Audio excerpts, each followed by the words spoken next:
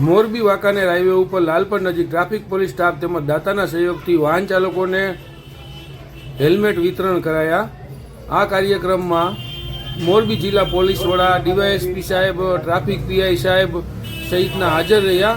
વાહન અકસ્માતમાં લોકો મોતને ન ભેટે તે ઉદ્દેશથી વાહન ચાલકોને ફ્રીમાં હેલ્મેટ વિતરણ કરાયા। જોવો વિડીયો મોરબી ટાઈમ્સ ઉપર। સાહેબ, આજરોજ ટ્રાફિક ડ્રાઈવ સાથે હેલ્મેટનું વિતરણ કરવામાં આવી રહ્યું છે। જેની તો કાયદાઓનું પાલન કરતા હોય તેમને ગુલાબ આપવામાં આવી રહ્યું છે। આખી કઈ રીતનું ટ્રાફિક સુરક્ષા સપ્તાહનું આયોજન થયું છે। સમગ્ર ગુજરાતમાં આ કાર્યક્રમ ચાલુ છે।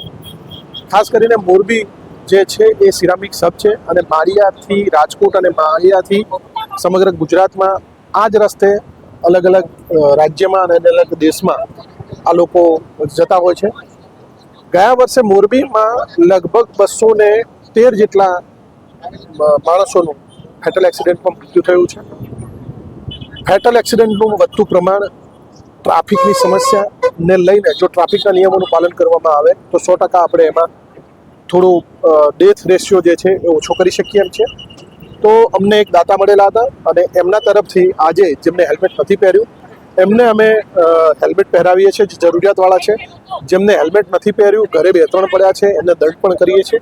સાથે સાથે જેમને હેલ્મેટ પહેર્યું છે તો એવા માણસોને અમે ફૂલ આપી એમનું અભિવાદન પણ કરીએ છીએ કે ટ્રાફિકના નિયમોનું પાલન કરે છે। અમે આ કાર્યક્રમ પ્રતિકાત્મક રૂપે છે। હેલ્મેટના કે ટ્રાફિકના નિયમોનું પાલન નહીં કરો તો એ દંડાત્મક કાર્યક્રમ 100% ચાલુ જ રહેશે। અમે પ્રયત્ન એવો કરીશું કે સતત લોકો હેલ્મેટ અને ટ્રાફિકના નિયમોનું પાલન કરે। જે રીતે મોરબીમાં ટ્રાફિક સમસ્યા અને ટ્રાફિક અવેરનેસને લઈને આપ ખુદ મેદાને ઉતરી જઈ રહ્યા છો। છેલ્લા ઘણા સમયથી આ મોરબીની જે સમસ્યા દિવસે ને દિવસે વધી રહી છે તેને લઈને આપ એક્ટિવ જોવા મળી રહ્યા છે। લોકોને શું સંદેશો આપશો? ખાસ લોકોને અમારું એટલું જ કહેવું છે કે રોંગ સાઈડમાં ન ચાલે, મોબાઈલ ઉપર વાતો કરતા વાહન ન ચલાવે અને બને ત્યાં સુધી સિરામિક્સ ઇન્ડસ્ટ્રીઝના તમામ ઉદ્યોગપતિઓ છે એ એક ગાડીમાં મિનિમમ 2 માણસો જાય તો એ 100% ઓછું થઈ શકે એમ છે। રોંગ સાઈડમાં લોકો ખૂબ જાય છે અને ટ્રાફિકના નિયમોનું પાલન કરે તો 100% આપણે ટ્રાફિકની જે સમસ્યા છે એમાંથી સોલ્યુશન આપણે કરી શકીએ। સાહેબ, આવનારા દિવસોની અંદર ટ્રાફિકને લઈને કઈ પ્રકારના લોકોને આપણે અલગ અલગ જગ્યાએ નાના પ્રયોગો કર્યા છે અને એમાં થોડી સફળતા પણ મળી છે। પણ જ્યાં સુધી આમ જનતા અમને સપોર્ટ નહીં કરે ત્યાં સુધી અમે ટ્રાફિકની સમસ્યાનું નિવારણ નહીં લાવીશું।